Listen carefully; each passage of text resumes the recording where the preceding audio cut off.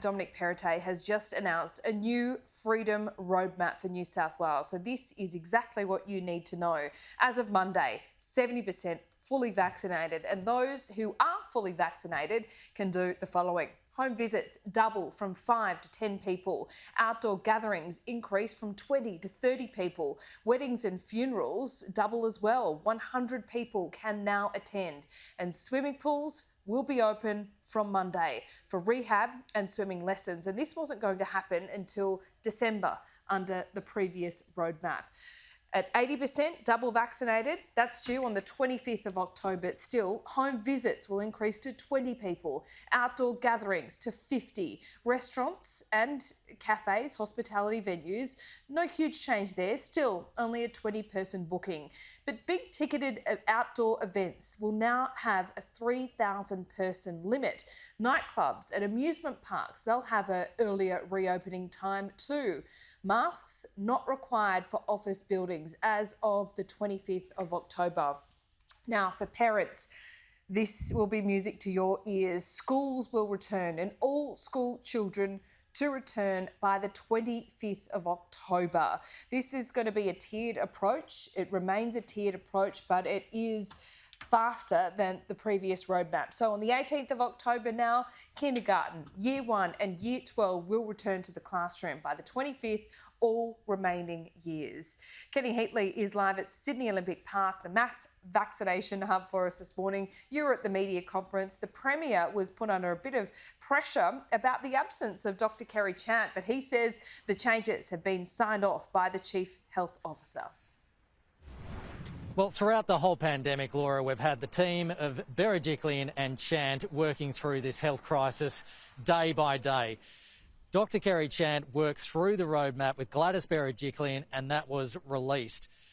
Then you've got a new Premier that comes in and makes changes almost immediately to the entire roadmap. Now, some of them are modest changes and some of them are bigger than expected changes to the roadmap. But of note, Dr. Kerry Chant, the Chief Health Officer, was absent from that press conference for these changes to the roadmap. And the Premier was asked about this. Take a listen. We're the elected officials, Chris. That is, and styles might be different and changes get made, but in my view, we had a very constructive discussion last night. And as the Health Minister has said, these changes are supported by the health team. And at the same time, we've seen case numbers decline. So if you look at the position that our state is in, we're in a very positive position. Are you sure that you've got endorsement from Kerry Chant for all of these changes? Dr. Chant and the health team are members of the crisis cabinet. We had and will continue to also be members of the subcommittee moving forward. Have they endorsed it? Yes, they have endorsed it. A couple of other things I want to point out is that Stuart Ayres was asked about the 20-person cap for bookings in hospitality venues to remain at 80%. Now, Gladys Perrottet made a change and scrapped that 20-person cap because of the inconsistencies around wedding numbers and that 20-person cap at the 80% roadmap. Well, that 20-person cap has come back in. Stuart Ayres denied that there was any change at all, but there definitely was that change. The other thing is that the QR code vaccination certificate check-in system, which has currently been trialled in an unknown location, is unlikely to be ready by Monday, October 11. The Premier says more details on that is coming over the next couple of days, but that doesn't leave a lot of time to come in.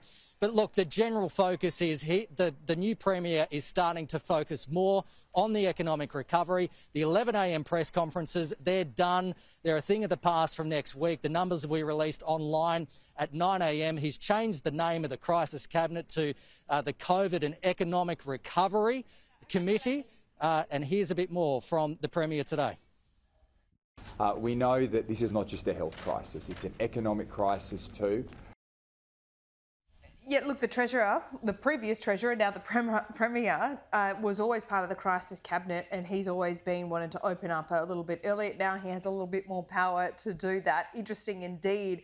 Schools as well. For parents, they've been sweating on this in New South Wales.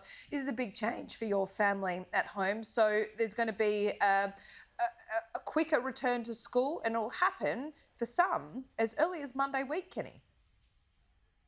That's right. So there's no change to the date about the start when young people return, the younger age groups, but they're lumping more age groups together and bringing them forward by a week. So there's only, it was a 3-week staggered return. Now it's been condensed into 2 weeks to get year groups back that little bit faster. From the Education Minister, Sarah Mitchell, she says 45,000 teachers have let them know so far that they've been vaccinated, but there's still another 30,000 or so that they don't know about as of yet, but they say they're confident that there's enough teachers there ready to go. Here's a bit more from the Education Minister on this.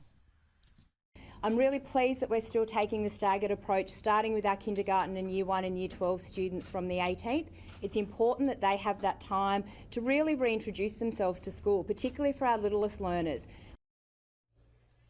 Also, it's important to note, Laura, that the Education Minister said that unvaccinated parents and unvaccinated children are allowed to go back. There is no way that they'd restrict a child's education around a health choice that they make. Back to you. Kenny Heatley live there at Olympic Park. Thanks so much for that.